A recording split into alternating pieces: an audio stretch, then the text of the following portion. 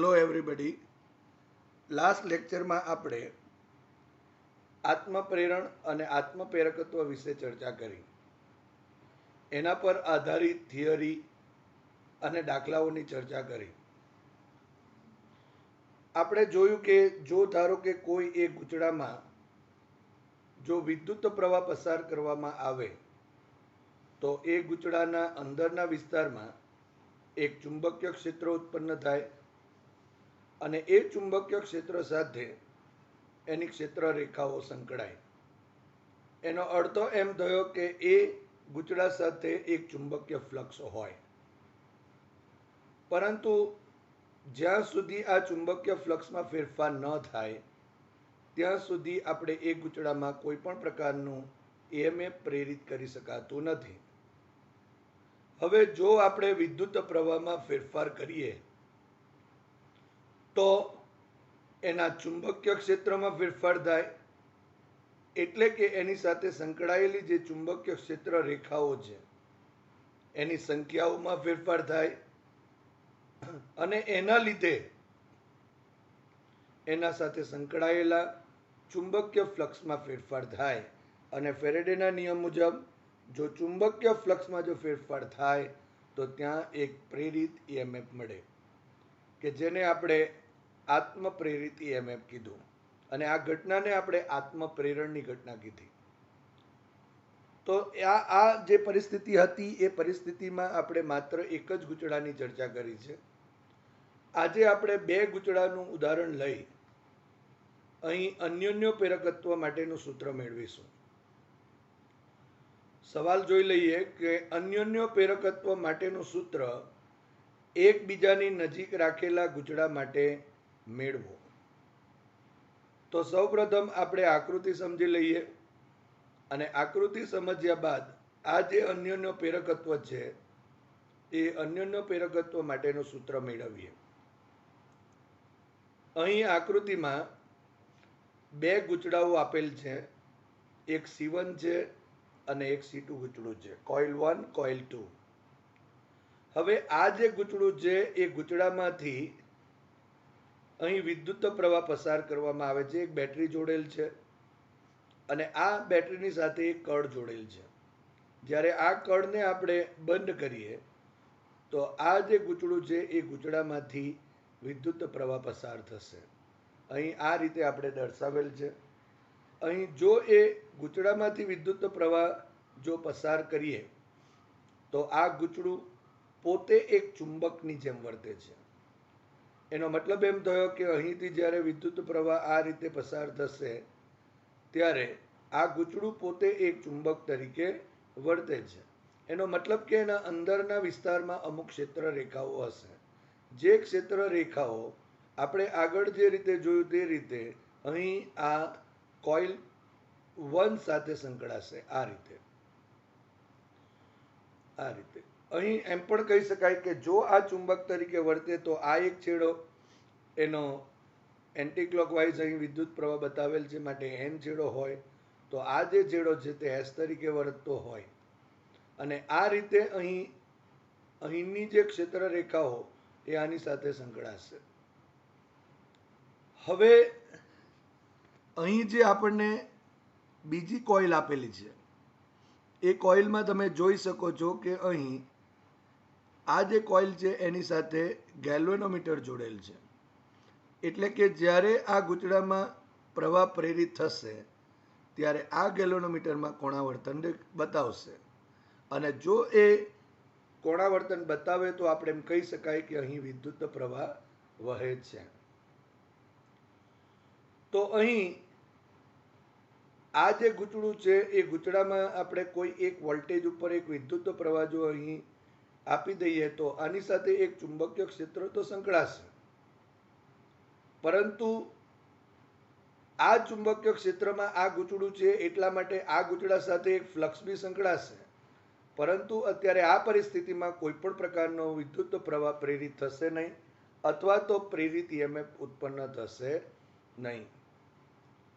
પણ જો ધારો કે આ C2 ગૂંચળું જે છે એમાંથી જે વહેતો વિદ્યુત પ્રવાહ છે એની અંદર જો આપણે ફેરફાર કરીએ તો એ ફેરફાર કરવાથી આ જે ગૂંચળું C1 છે એના ફ્લક્સમાં ફેરફાર થશે અને ફ્લક્સમાં ફેરફાર થવાથી અહીં પ્રેરિત EMF ઉત્પન્ન થાય છે. તો આ રીતે આપણે આ ગૂંચળાની અંદર વિદ્યુત પ્રવાહ પ્રેરિત કરી શકાય. તમે જોઈ શકો છો કે આ એન્ટી ક્લોકવાઇઝ છે, એટલે આ છેડો જો N બને તો આ S બને, તો એની સામેનો જે છેડો છે તે અહીં જો આપણે વિચારીએ તો આ S બનશે, આ N બનશે. આપણે પ્રેરિત EMF નું સૂત્ર મેળવવાનું છે માટે અહીં ધારણા કરી લઈએ કે ધારો કે આ ગૂંચળા C2 માંથી અહીં પસાર થતો વિદ્યુત પ્રવાહ છે તે I2 જેટલો છે.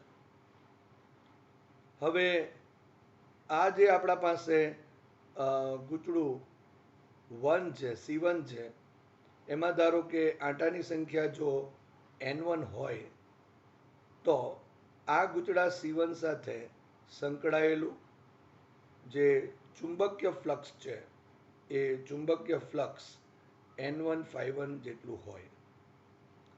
હવે આ જે N1∅1 જેટલું જે હોય છે એ આ I2 પર આધારિત હોય અને એ એટલે કે ગૂંચળા C1 સાથે સંકળાયેલું જે ચુંબકીય flux N1∅1 is પ્રપોઝનલ two I2.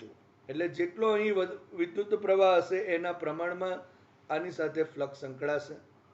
માટે અહીં લખવું હોય તો સમપ્રમાણતાનો અચળાંક લખીએ. N1∅1 is equal to M12 into I2 થશે. અહીં M12 એ સમપ્રમાણતાનો અચળાંક કહેવાય છે. એને આપણે તંત્રનું અન્યોન્ય પ્રેરકત્વ કહેવાય છે. અને આ જે અન્યોન્ય પ્રેરકત્વ M12 ને જો સૂત્ર કરતા કરીએ તો માટે M12 is equal to N1∅1 divided by I2. હવે આ જે આપણને મળે છે એ આ જે તંત્ર છે તેનું અન્યોન્ય પ્રેરકત્વ. અહીં કહી શકાય કે એકમ પ્રવાહ બીજા ગૂંચળામાં પ્રવાહ દીઠ પહેલા ગૂંચળા સાથે સંકળાયેલા ચુંબકીય ફ્લક્સ ને આપણે અહીં તંત્રનું અન્યોન્ય પ્રેરકત્વ કહેવાય. આપણે વ્યાખ્યાઓ જોઈએ છે પણ આ એક અગત્યનું આપણે અહીં સમીકરણ કહી શકાય. હવે સમીકરણ 1 પરથી જો આપણે વિચારીએ તો N1∅1 is equal to M12 I2. હવે આ જે કુલ ફ્લક્સ છે એનું જો આપણે સમય t ની સાપેક્ષ વિકલન લઈ લઈએ તો ફેરેડેના નિયમ પ્રમાણે ફ્લક્સમાં થતો ફેરફારનો સમય દર મળે અને એનું ઋણ મૂલ્ય લઈએ તો આપણને પ્રેરિત EMF મળે. તો અહીં આ જે સમીકરણમાં બંને બાજુ આપણે વિકલન લઈએ તો અહીં સમય t ની સાપેક્ષ વિકલન લેતા તો d/dt of N1∅1 is equal to M12 અને di2/dt થશે. પરંતુ આપણે જાણીએ છીએ ફેરેડેના નિયમ મુજબ epsilon is equal two N d∅dt.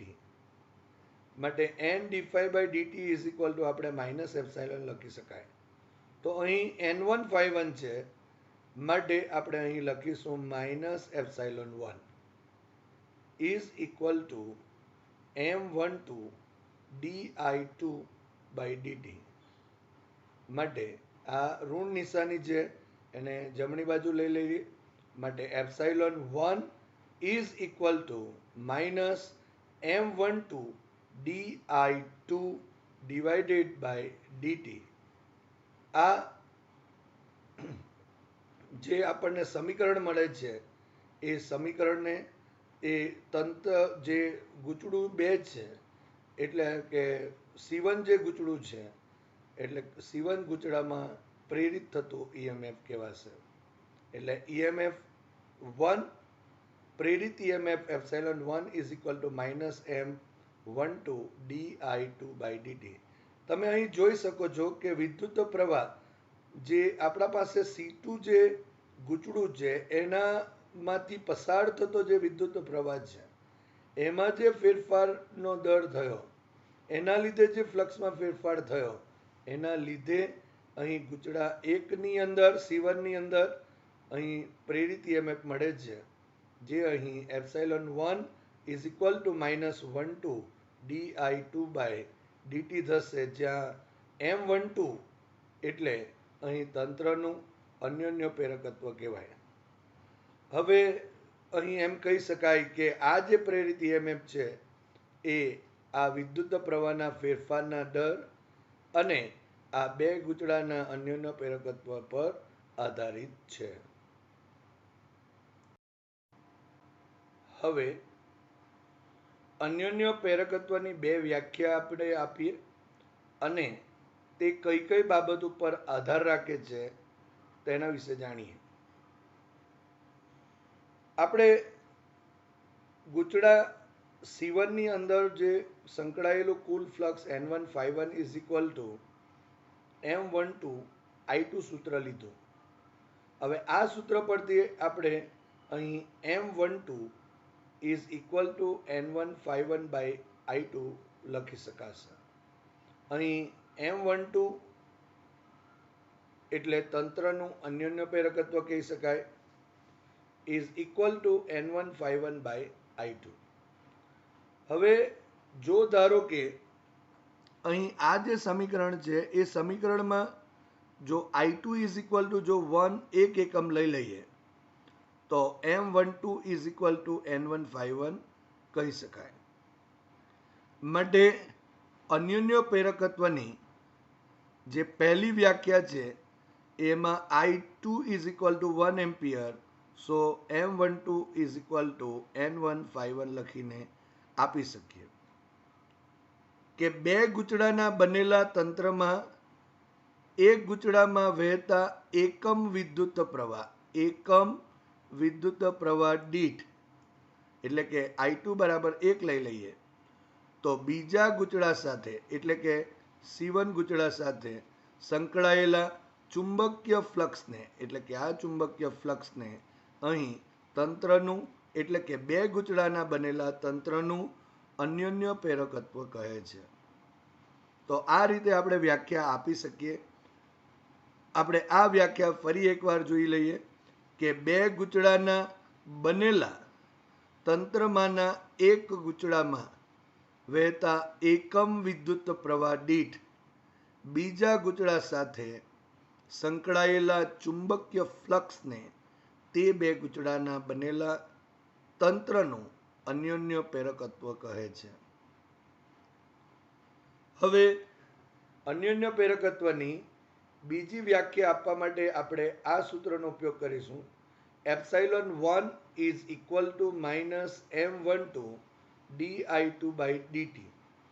અહીં ε1 એટલે ગૂંચળા C1 માં પ્રેરિત EMF, I2 એટલે C2 ગૂંચળામાં થી પસાર થતો વિદ્યુત પ્રવાહ અને di2/dt એટલે કે C2 ગૂંચળામાંથી પસાર થતા પ્રવાહનો સમય દર અને M12 એટલે તંત્રનું અન્યોન્ય પ્રેરકત્વ.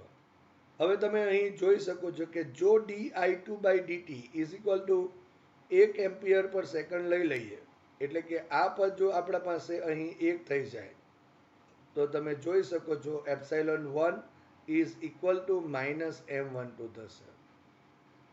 એટલે આના ઉપરથી આપણે વ્યાખ્યા આપી શકીએ કે જો આ 1 હોય તો જે ગૂંચળા 1માં જે પ્રેરિત છે એ EMF એ અન્યોન્ય પ્રેરકત્વ જેટલું થાય. તો એને વ્યાખ્યા સ્વરૂપે લઈ લઈએ તો બે ગૂંચળાઓના તંત્રમાં એક ગૂંચળામાં પ્રવાહના ફેરફારનો દર એકમ હોય. અહીં જોઈ શકો છો પ્રવાહના ફેરફારનો દર એકમ હોય એટલે કે C2 ગૂંચળામાં પ્રવાહથી પસાર થતા ફેરફારનો સમય દર જો 1 એકમ લીધો તો તે સ્થિતિમાં બીજા ગૂંચળામાં એટલે કે C1 માં ઉદ્ભવતા પ્રેરિત EMF ને એટલે કે ε1 ને બે ગૂંચળાઓના તંત્રનું અન્યોન્ય પ્રેરકત્વ કહેવાય. તો આ જે વ્યાખ્યા છે તેને ફરી એકવાર જોઈ લઈએ તો એમ કહી શકાય કે બે ગૂંચળાઓના તંત્રમાંના એક ગૂંચળામાં વિદ્યુત પ્રવાહના ફેરફારનો દર એકમ હોય તો તે સ્થિતિમાં બીજા ગૂંચળામાં ઉદ્ભવતા પ્રેરિત EMFને બે ગૂંચળાઓના તંત્રનું અન્યોન્ય પ્રેરકત્વ કહે છે. હવે આ જે અન્યોન્ય પ્રેરકત્વ છે એના જે એકમ છે એ એકમમાં હેનરી એ અન્યોન્ય પ્રેરકત્વનો એકમ છે. હેનરીને આપણે H વડે દર્શાવેલ છે અહીં. એના બીજા જે એકમો છે તે વોલ્ટ ઇન્ટુ સેકન્ડ પર એમ્પિયર. વોલ્ટ પર એમ્પિયર ઇઝ ઇક્વલ ટુ આપણે ઓમેગા ઓમ થશે. ઓમ ઇન્ટુ સેકન્ડ થયું કહી શકાય. અને આ સૂત્ર મુજબ જો લખવું હોય તો ફ્લક્સ ભાગ્યા પ્રવાહ માટે વેબર પર એમ્પિયર પણ લખી શકાય. હવે આ જે અન્યોન્ય પ્રેરકત્વ છે એ કઈ કઈ બાબતો પર આધારિત છે તેની પણ ચર્ચા કરીએ. તો જે અન્યોન્ય પ્રેરકત્વ એ ગૂંચળાઓના આકાર પર આધાર રાખે છે. એટલે કે ગૂંચળું કેવા આકારનું છે એના પર આધાર રાખે છે. તેમના પરિમાણ પર એટલે કે તેનું સાઇઝ કેવી છે એના પર બી આધાર રાખે છે. તેમાં આંટાઓની સંખ્યા હોય એના પર આધાર રાખે છે. બીજું કે આ જે ગૂંચળાઓ છે એ ગૂંચળાઓ વચ્ચેના માધ્યમના ગુણધર્મ પર એટલે કે એ ગૂંચળાની વચ્ચેનું જે માધ્યમ છે એ કેવા પ્રકારનું છે એના પર બી આધાર રાખે છે. અને આ જે ગૂંચળાઓ છે એમની વચ્ચેના અંતર એટલે કે એમની સાપેક્ષ ગોઠવણી કેવી છે એ ગોઠવણ પર બી આધાર રાખે છે. આમ અન્યોન્ય પ્રેરકત્વ આ જે બાબતો છે એ બાબતો પર અહીં આધાર રાખે છે.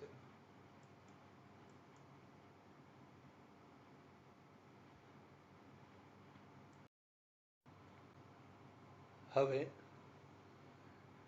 અન્યોન્ય પ્રેરકત્વ પર આધારિત આ એક અગત્યનો અહીં આપણે સવાલ જોઈએ.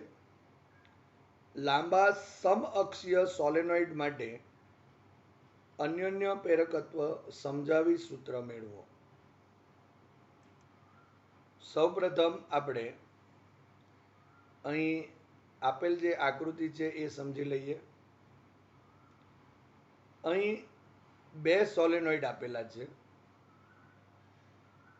અને આ જે બંને સોલેનોઇડ છે એ બંને સોલેનોઇડ સમઅક્ષીય છે. એટલે કે બંને સોલેનોઇડની જે અક્ષ છે એ અક્ષ એક જ છે. હવે આ બંને સોલેનોઇડની લંબાઈ એ સૌપ્રથમ જોઈએ તો L જેટલી છે અને અંદરના નાના સોલેનોઇડને આપણે S1 કહીશું કે જેની ત્રિજ્યા R1 જેટલી છે અને એકમ લંબાઈ દીઠ આંટાની સંખ્યા N1 જેટલી છે. એમાં કુલ આંટાની સંખ્યા કેપિટલ N1 જેટલી છે. હવે જો એની બહારના ભાગમાં જે બીજો સોલેનોઇડ છે એ બીજા સોલેનોઇડ ને આપણે S2 વડે દર્શાવીશું અને S2 ની જે ત્રિજ્યા છે એને આપણે R2 કહીશું. એમાં એકમ લંબાઈ દીઠ આંટાની સંખ્યા N2 છે અને જે કુલ આંટા છે એની સંખ્યા N2 કેપિટલ N2 છે. માટે S1 સોલેનોઇડમાં કુલ આંટા N1 બરાબર N1 into capital N1 is equal to small n1 into L થશે. કારણ કે આપણે જાણીએ છીએ કે small n1 is equal to small capital N1 divided by L થાય. અને S2 સોલેનોઇડના કુલ આંટા N2 is equal to capital N2 is equal to small n2 into L થશે.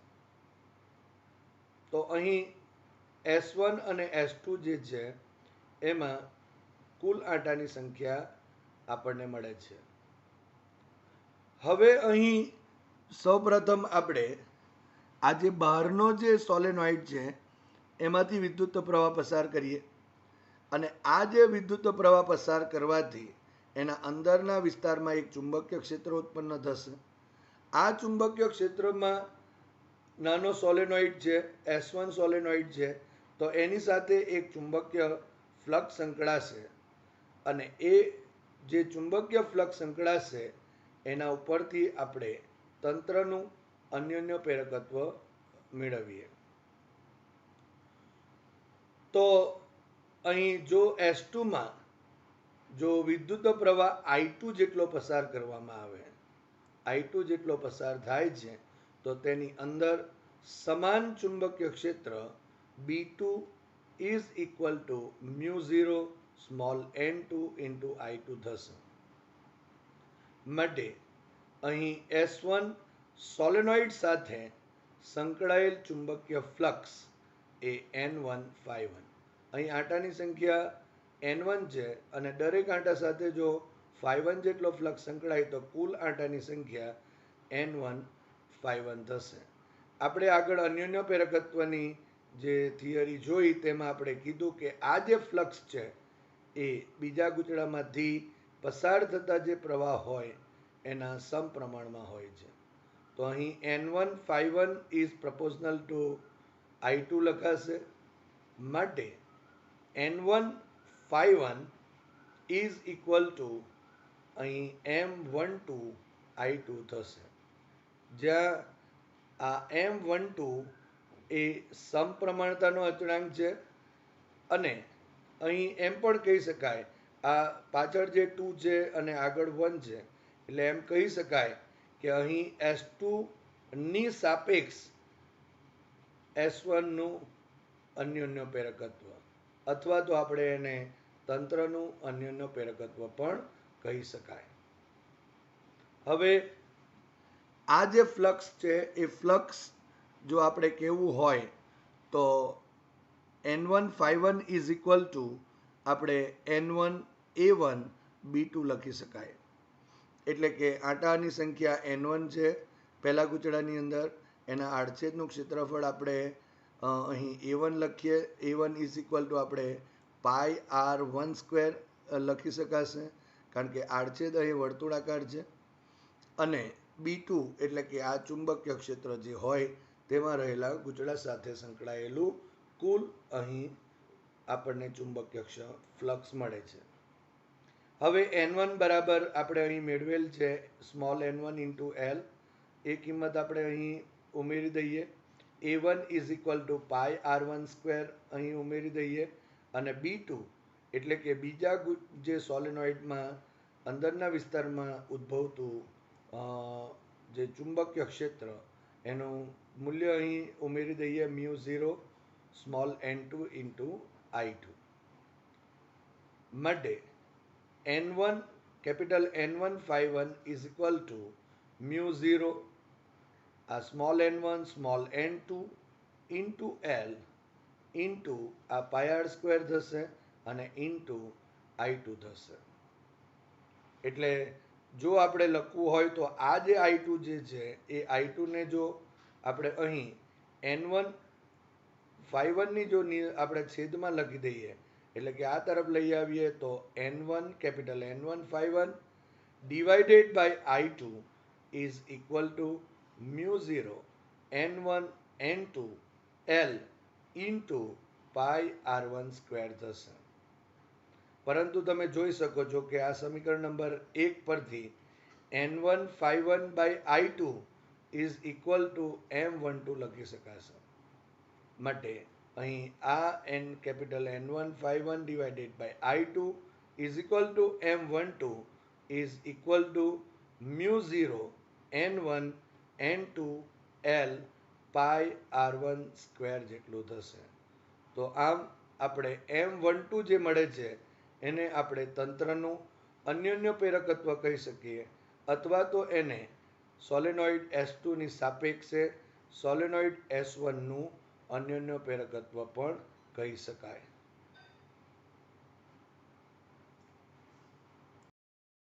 હવે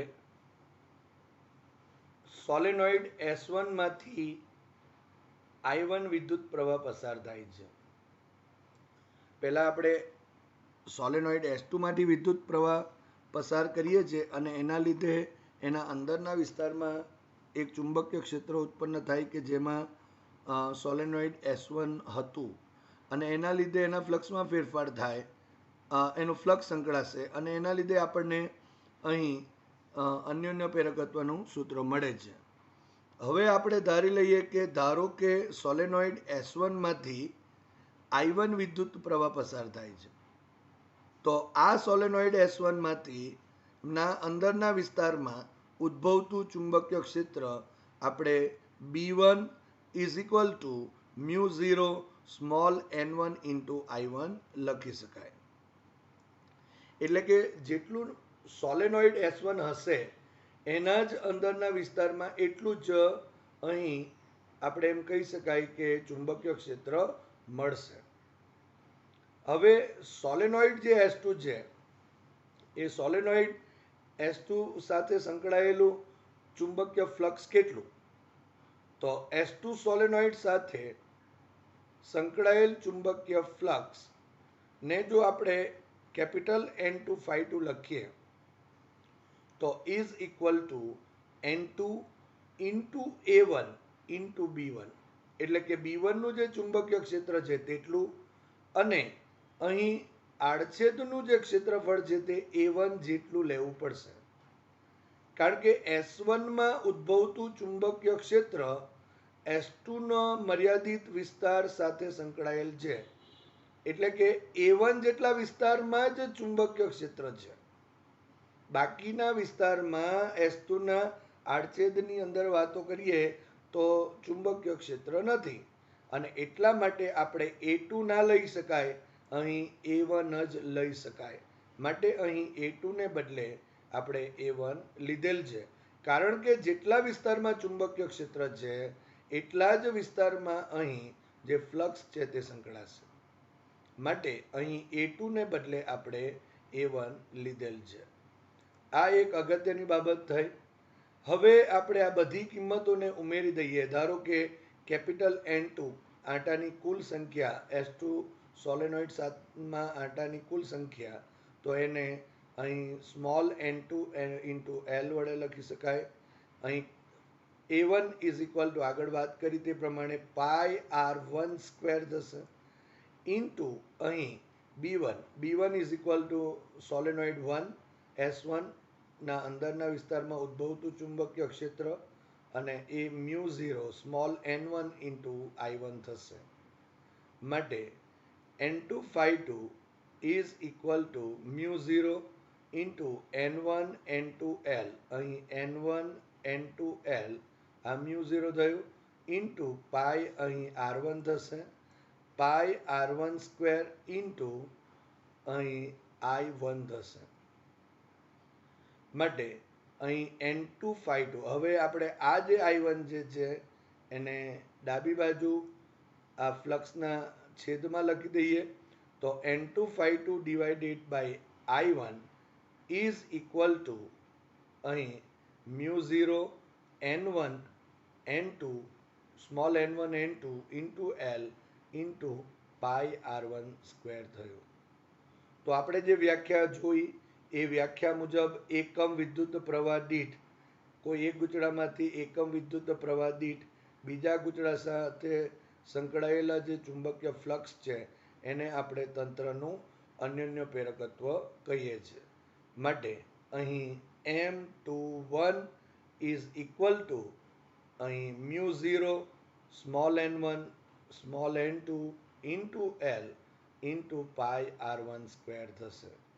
તો આને આપણે સમીકરણ નંબર 3 આપીએ. જે સમીકરણ 3 એ M12 જે હતું એના જેટલા જ મૂલ્યનું મળે છે અને અહીં M2 અને 1 છે. અહીં એક સોલેનોઇડ 1 માંથી વિદ્યુત પ્રવાહ પસાર થાય છે અને સોલેનોઇડ 2 ના સાથે